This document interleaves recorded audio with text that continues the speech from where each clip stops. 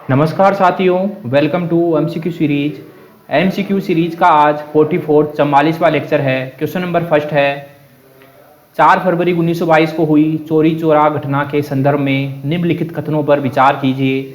पहला स्टेटमेंट है, इस घटना में अनियंत्रित भीड़ ने 22 पुलिसकर्मियों और थाने को आग लगा दी थी, जो कि सही स्टेटमेंट है।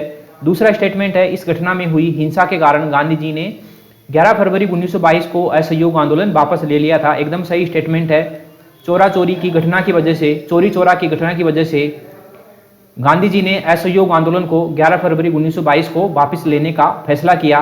तीसरा स्टेटमेंट है, इस घटना के कारण गांधी जी का बहुप्रतीक्षित सविनय अवज्ञा आंदोलन 6 साल के लिए स्थगित हो गया, जो कि सही स्टेटमेंट है। गांधी जी का ऐसा मानना था कि अगर असहयोग आंदोलन अगर ऐसा ही चलता रहा तो इसका जो आगे की स्टेज थी वह थी सविनय अवज्ञा आंदोलन की। अगर असहयोग आंदोलन अगर ऐसे ही सफल रहता तो आगे सविनय अवज्ञा आंदोलन लॉन्च किया जाता, लेकिन असहयोग आंदोलन की असफलता की वजह से जो है सविनय अवज्ञा आंदोलन 6 साल आगे स्थगित हो गया था। तो तीसरा स्टेटमेंट भी इसमें सही हो जाएगा। तो तीनों स्टेटमेंट इसमें सही हो जाएंगे, तो बी ऑप्शन इसमें सही है। क्वेश्चन नंबर 2 है, दी इंडियन स्ट्रगल नामक पुस्तक किसके द्वारा लिखी गई थी? तो ये सुभाष चंद्र बोस के द्वारा लिखी गई थी और ये एक ऑटोबायोग्राफी थी। The Indian struggle Subhash Chandra Bose autobiography. Question number third है, वर्ष 1924 के कांग्रेस के किस वार्षिक अधिवेशन में महात्मा गांधी ने अध्यक्षता की थी? तो हमको पता है कि बेलगाम अधिवेशन में 1924 के कांग्रेस अधिवेशन में गांधी जी ने अध्यक्षता की थी और ये प्रथम और अंतिम बार था कि गांधी जी ने कांग्रेस के वार्षिक अधिवेशन की अध्यक्षता की थी, और 1924 में बेलगाम अधिवेशन में।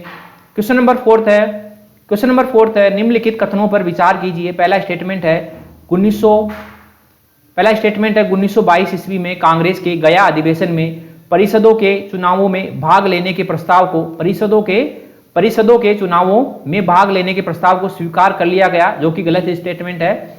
परिषदों के चुनावों में भाग लेने के प्रस्ताव को अस्वीकार कर लिया गया था कांग्रेस के गया अधिवेशन में। तो इसकी वजह से क्या हुआ कि जो गया अधिवेशन के अध्यक्ष थे CR दास, चित्तरंजन दास, उन्होंने जो है कांग्रेस से इस्तीफा दे दिया था। तो दूसरा स्टेटमेंट है, कांग्रेस के गया अधिवेशन के अध्यक्ष मोतीलाल नेहरू थे, जो कि गलत स्टेटमेंट है। इसके अध्यक्ष थे CR दास, चित्तरंजन दास। तो इसमें दोनों स्टेटमेंट गलत हो जाएंगे, 1 और 2 दोनों गलत है। तो डी ऑप्शन इसमें सही हो जाएगा। क्वेश्चन नंबर 5 है, साइमन कमीशन के संदर्भ में निम्नलिखित कथनों पर विचार कीजिए।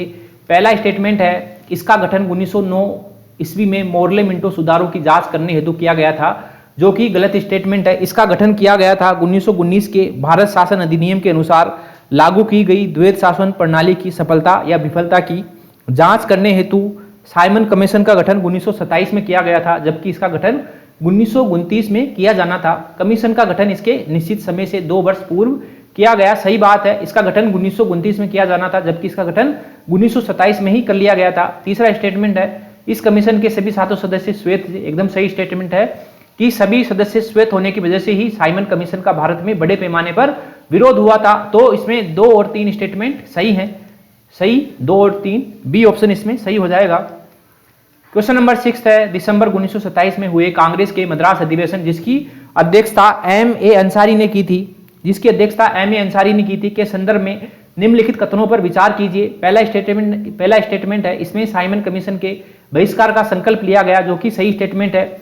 दूसरा स्टेटमेंट है, इसी अधिवेशन में जवाहरलाल नेहरू ने पूर्ण स्वराज का प्रस्ताव रखा था। एकदम सही स्टेटमेंट है ये भी। और तीसरा स्टेटमेंट है, इस अधिवेशन में गांधी जी ने भाग नहीं लिया था। तीनों स्टेटमेंट इसकी सही हो जाएगी। तो इसमें डी ऑप्शन सही है, तीनों स्टेटमेंट इसकी सही है कि दिसंबर 1927 में हुए कांग्रेस के मद्रास अधिवेशन जिसकी अध्यक्षता M.A. अंसारी ने की थी, उसके संदर्भ में निम्नलिखित कथनों पर विचार कीजिए। तो इसमें पहला स्टेटमेंट है, इसमें साइमन कमीशन के बहिष्कार का संकल्प लिया गया, सही स्टेटमेंट है। दूसरा है, इस अधिवेशन में जवाहरलाल नेहरू ने पूर्ण स्वराज का प्रस्ताव रखा, सही स्टेटमेंट है। और तीसरा है, इस अधिवेशन में गांधी जी ने भाग नहीं लिया था। तीनों स्टेटमेंट इसके सही हैं। क्वेश्चन नंबर 7 है, इंडिपेंडेंस फॉर इंडिया लीग के संदर्भ में निम्नलिखित कथनों पर विचार कीजिए। तो हमको पता है कि नेहरू तथा बोस ने पूर्ण स्वाधीनता के लक्ष्य को स्वीकार करवाने के लिए कांग्रेस के भीतर ही एक दबाव समूह के रूप में independence for the India league की स्थापना की थी। पहला स्टेटमेंट है, इसकी स्थापना जवाहरलाल नेहरू तथा सुभाष चंद्र बोस द्वारा की गई थी, जो कि सही स्टेटमेंट है। दूसरा है, ये लीग कांग्रेस से पृथक एवं स्वतंत्र थी, जो कि गलत है। ये लीग कांग्रेस के अंदर ही एक दबाव समूह था, तो दूसरा स्टेटमेंट गलत हो जाएगा। तीसरा है इसकी संयुक्त प्रांत शाखा ने समाजवादी जनतांत्रिक राज्य की बात कही, एकदम सही स्टेटमेंट है। इस लीग की संयुक्त प्रांत शाखा ने अप्रैल 1929 में समाजवादी जनतांत्रिक राज्य की बात कही, जिसमें प्रत्येक व्यक्ति को विकास के पूरे अवसर प्राप्त होंगे। ठीक है, तो इसमें तीसरा स्टेटमेंट पहला और तीसरा इसमें सही हो जाएगा, इसमें सी ऑप्शन सही हो जाएगा, पहला और तीसरा इसमें सही हो जाएगा। क्वेश्चन नंबर 8 है 1927 में गठित अखिल भारतीय महिला सभा की पहली अध्यक्षा कौन थी? 1927 में गठित अखिल भारतीय महिला सभा की पहली अध्यक्षा हमको पता है कि अखिल भारतीय महिला सभा की पहली अध्यक्षा महारानी चिमनाबाई गायकवाड़ थी। ऑप्शन बी महारानी चिमनाबाई गायकवाड़। क्वेश्चन नंबर 9 है खुदाई खिदमतगार आंदोलन का नेतृत्व निम्नलिखित में से किसने किया? तो हमको पता है कि खुदाई खिदमतगार आंदोलन का नेतृत्व खान अब्दुल गफार खान ने किया, जिसको जो है फ्रंटियर गांधी या सीमांत गांधी भी कहा जाता था।